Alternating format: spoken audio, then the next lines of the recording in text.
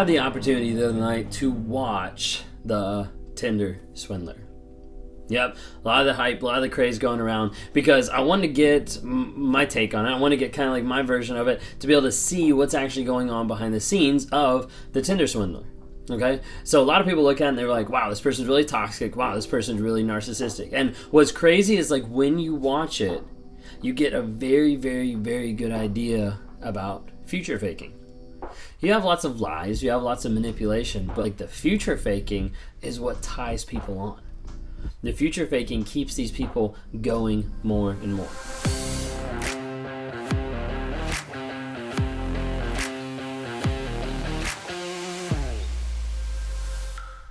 All right, if you haven't watched the Tinder Swindler, one, go watch it. It's a good documentary just showing and bringing awareness to the people out there that are doing Ponzi schemes, that are ripping people off, that are stealing people's money, and that they don't care.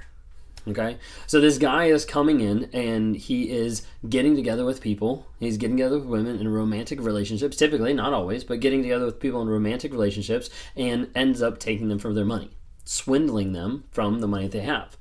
So a lot of times people look at these type of shows and they look at these type of realities and they're like, whoa, like how could someone ever do that?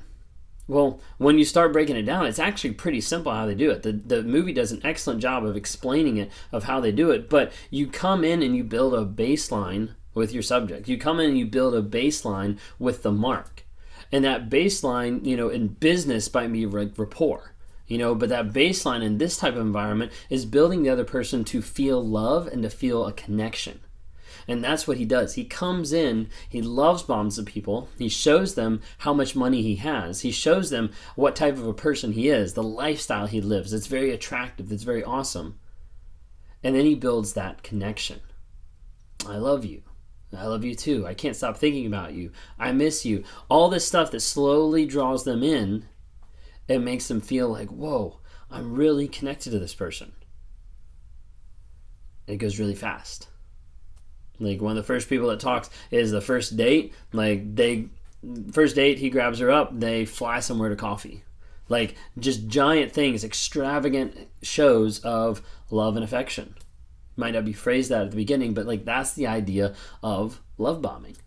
So he's coming in and he's love bombing these people so that they fall in love with them, so they build a connection, so they feel that chemistry, that vibe.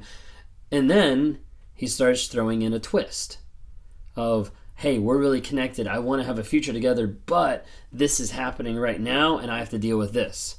There's people that are, trying to kill me. There's people that are trying to get me because of my business. So I had to shut off all my social media. I had to shut off all my credit cards, all this type of stuff. Like, I need your help. Can you loan me money?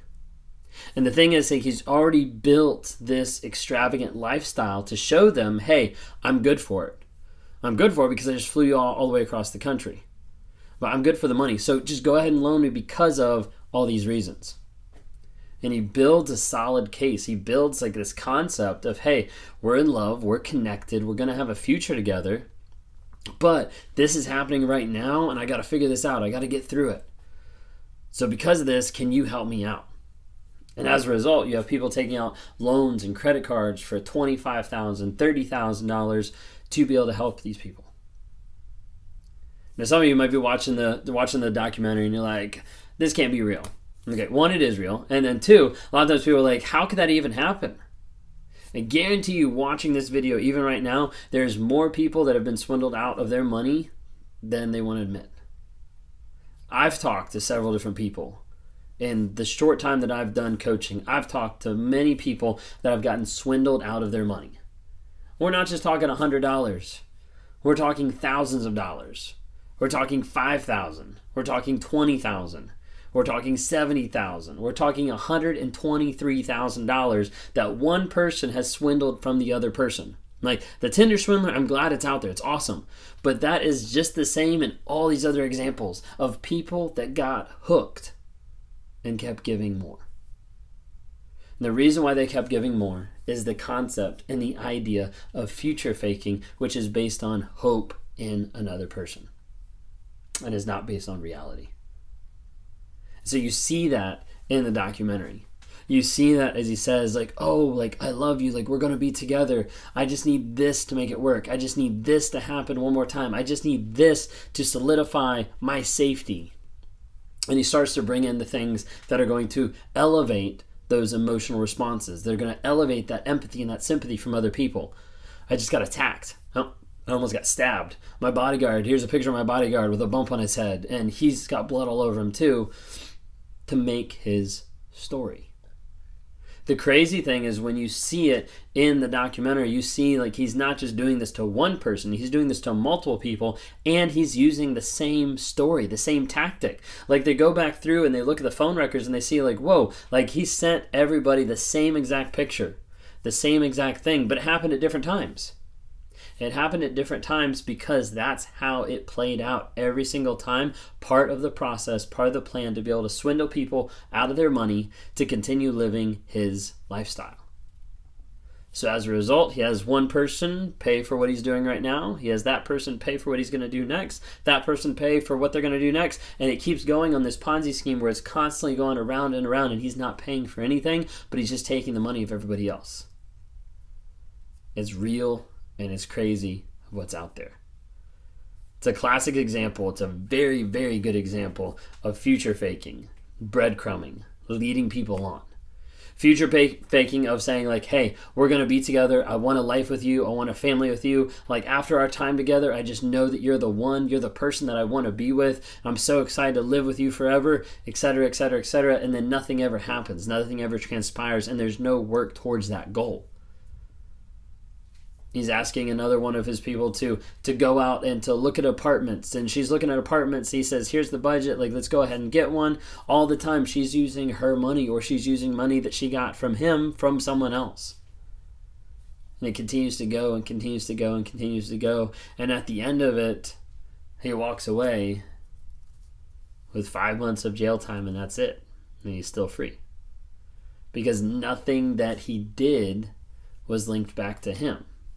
Yeah, there's the pictures. Yeah, there's the text. But it wasn't his name on the credit cards. It wasn't his name on the loans. And even though there's investigations and things going on, those people are the ones that are still strapped for that money. They're still strapped to have to pay all that back because he used someone else. Let me tell you this right now. The narcissist, the toxic person in your life is all about using you, using someone else to get what they want. This person is just playing it out on the big screen. They're playing it out for everyone in the world to see that watches Netflix or that reads that article.